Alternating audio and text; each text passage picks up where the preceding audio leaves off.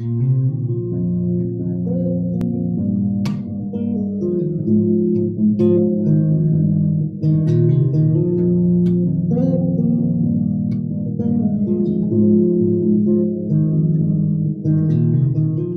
right, I'll be official for a minute here and just say I'm here with MorganEve Swain. Delighted to be with you today, doing a Zoom Likewise. interview. I'm Aubrey Atwater. I'm here in Warren. MorganEve, you live in Warren, but you are also spending some time in Connecticut these days, right? Yes. Yes. So Oh, I'm zooming in from Connecticut right yeah, now. yeah.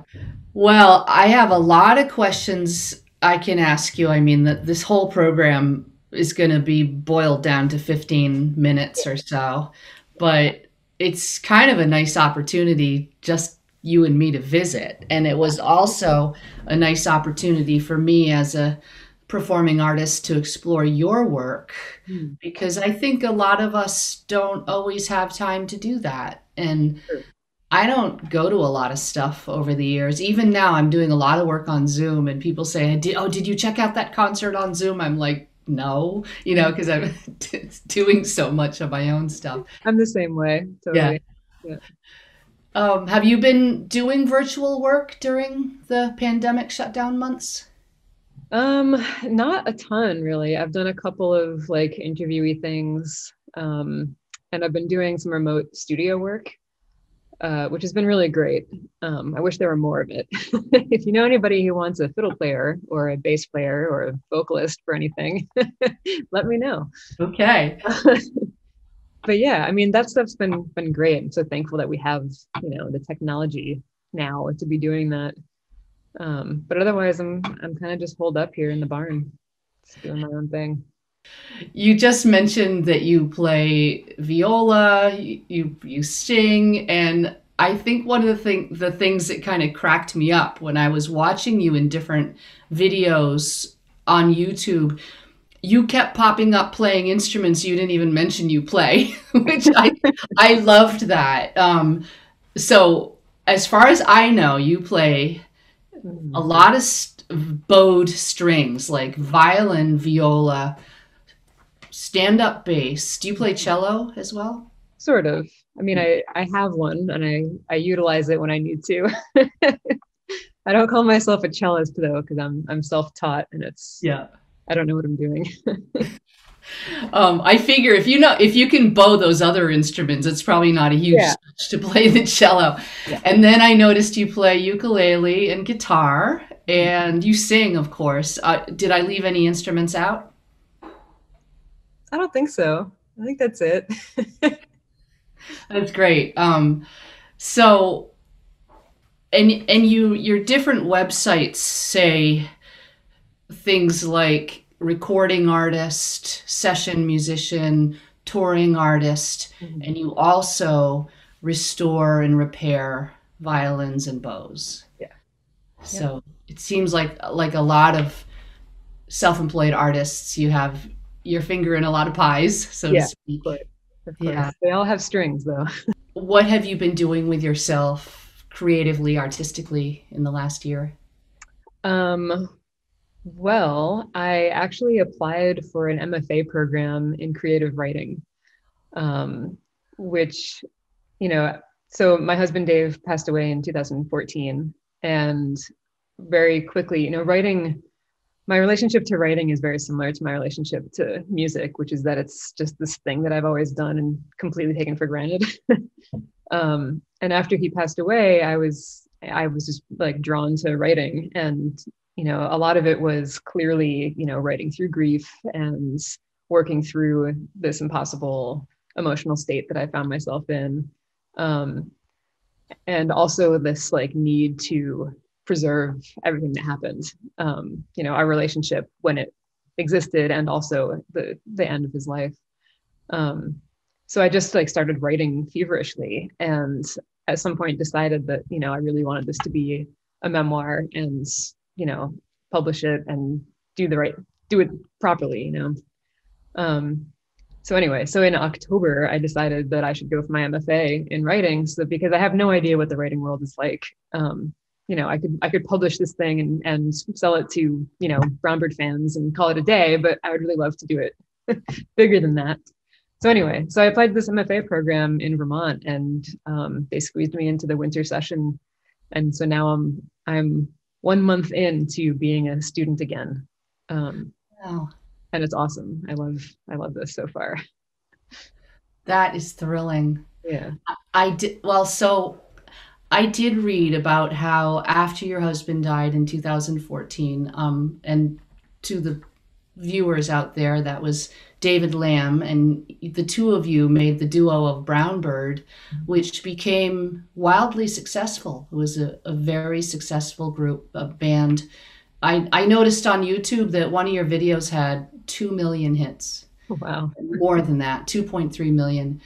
And sometimes just going on YouTube is a way to get a sense of how well known somebody is, or what happened to some of your videos. And he died in 2014. And from my vantage point as one of your townspeople, a colleague, a musician, I was struck by how unbelievably devastating that must have been on so many levels. Your husband and life partner, and your artistic collaborator. And so you just got, everything just got cleared out all at once. That's my sense. And Brown Bird was becoming so successful. So I can only imagine the disappointment on so many levels.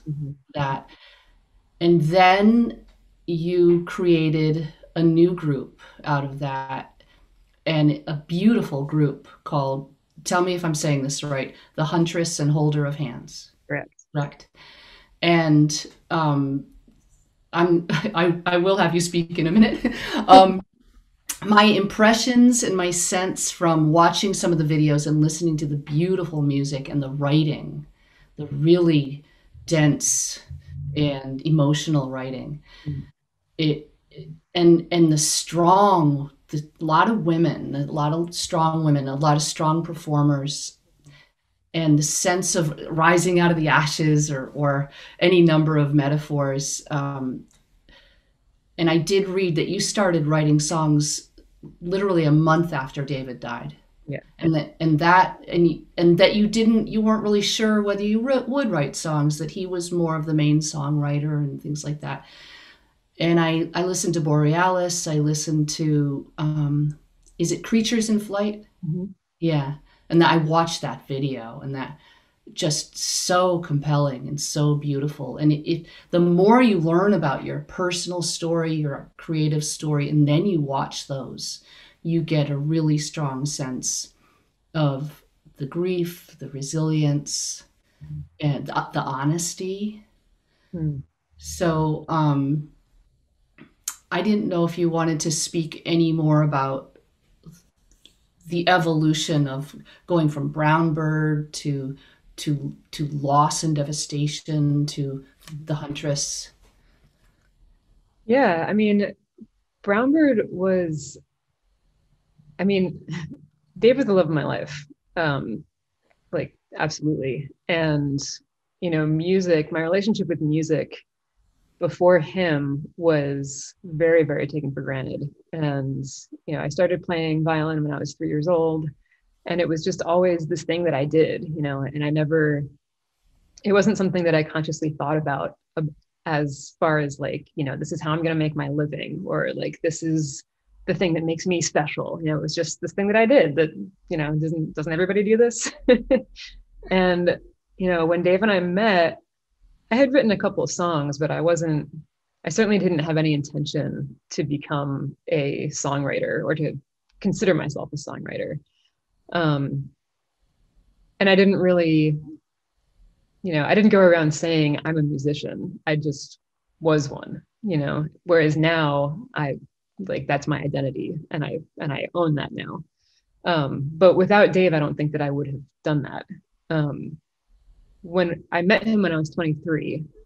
So very much I I grew up with him. Mm. You know, like 23, I was still very much a child, and he was 30. You know, he was much older than me and had lived a lot more life than me. And I was like amazed by his uh, just his knowledge of the world, but like his spirituality and his honesty and his like desire to be a good person, and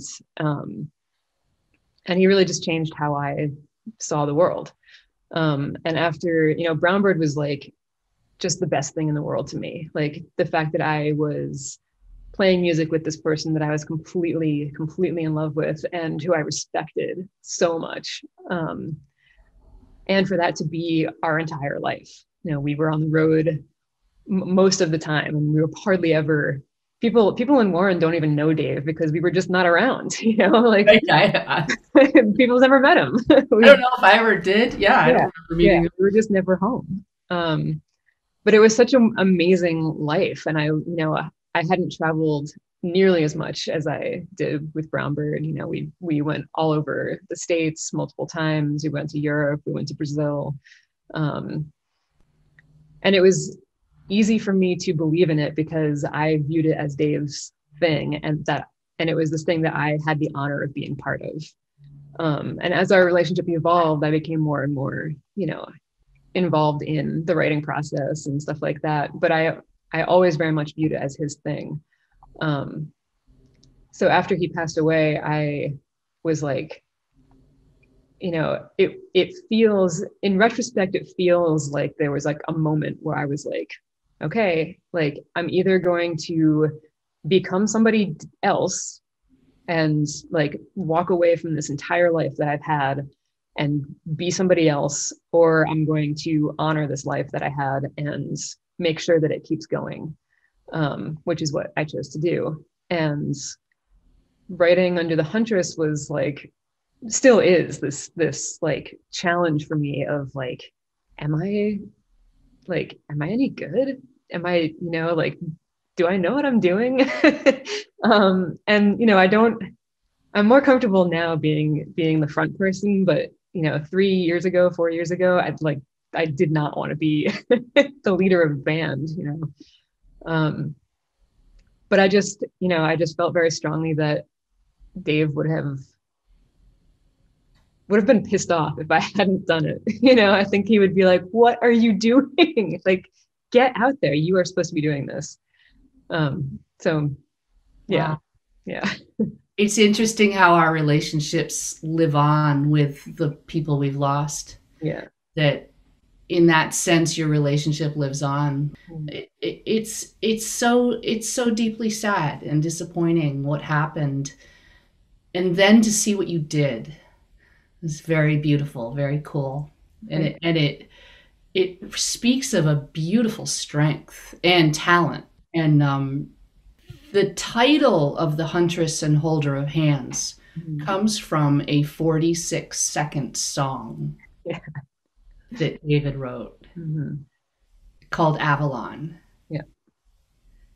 And can you tell us a little bit about that? I looked it up. It's like King Arthur reference. Is that right? So the Arthurian thing is like, we definitely had an interest in King Arthur and like that particular mythology, because that's what it is. It is a mythology. And it's like, you know, it's fascinating that this story has lasted so long, you know, and that everybody knows the story of Arthur to some degree. You know about Merlin, you know about the Sword in the Stone, you know about something.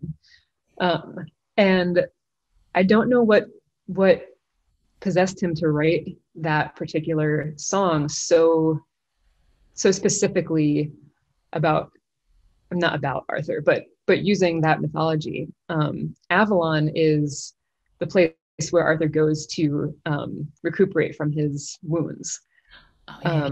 So when Dave sings, "Your heart is the Avalon I wish for my end," is stunning. And he wrote it. He actually gave it to me as a Christmas present, our last Christmas together. Wow. And, you know, the Huntress and the Healer and the Holder of Hands is how he I mean, he's describing me, which I'm like, you can imagine how that makes me feel. Right, right. I don't have to explain that. But, those words after losing him, grief, that, that strength of grief just really knocks you out of your element. I was completely unsure of my place in the world on a day-to-day basis. Like I really wasn't functional for quite a long time.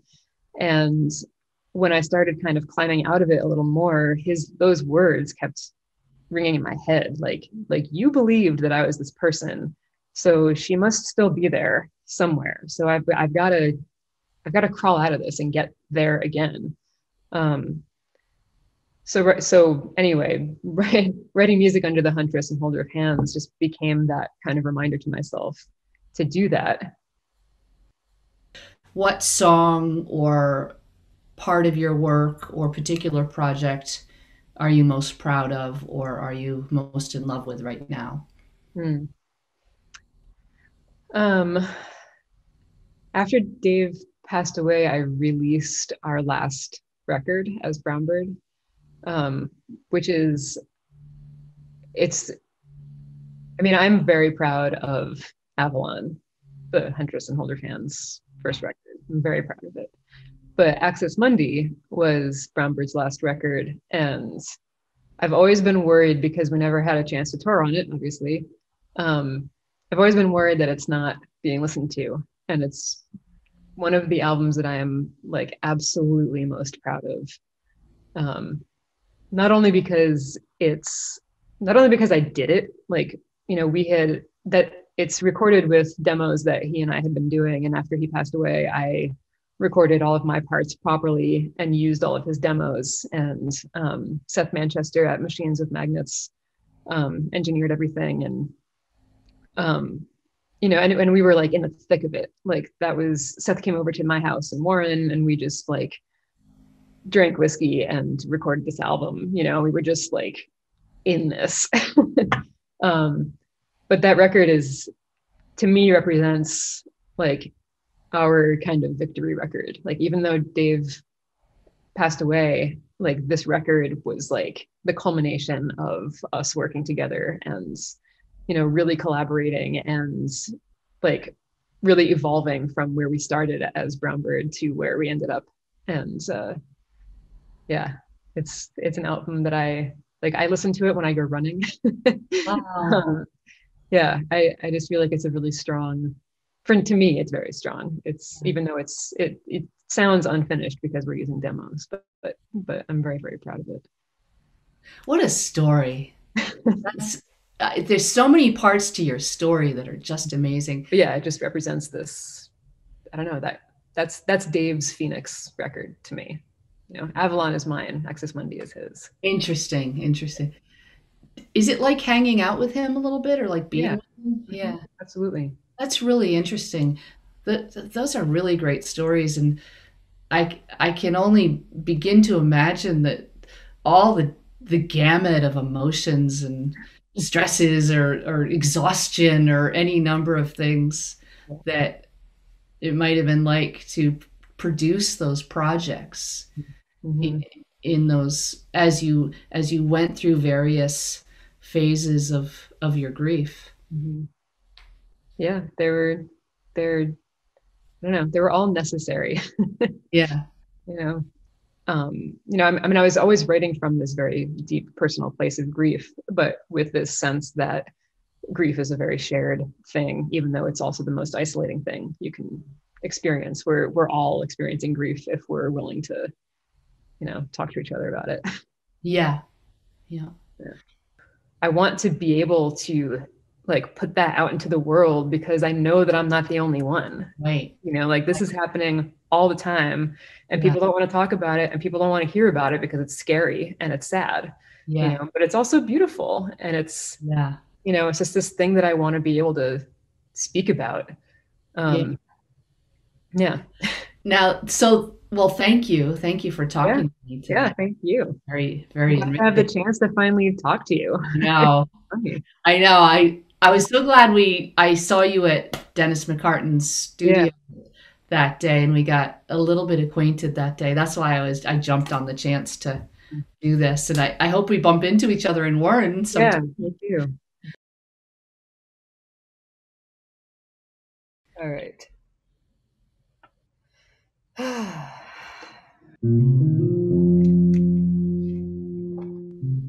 All right.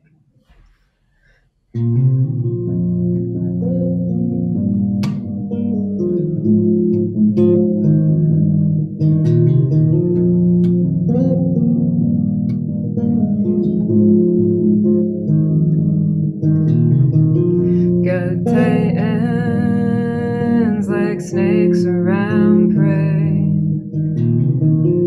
Frame photos on walls, melt Dalian clocks slipping away.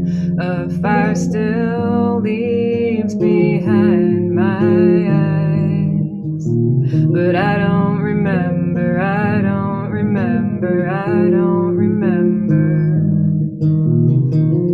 A black stone lodged deep in my chest. Your eyes still, but still probe mine for what makes me never rest. I feel you breathe on my skin.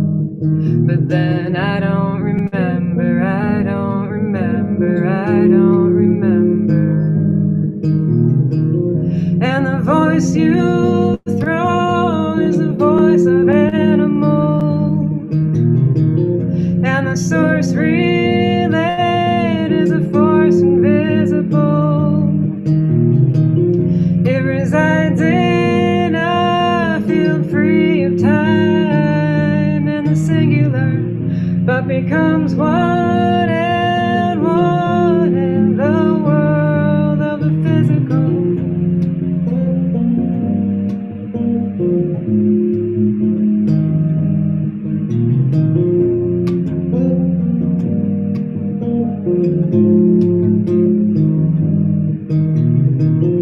There's no question to the answer I seek. The words remain enshrouded underground, riddled oblique. I can't say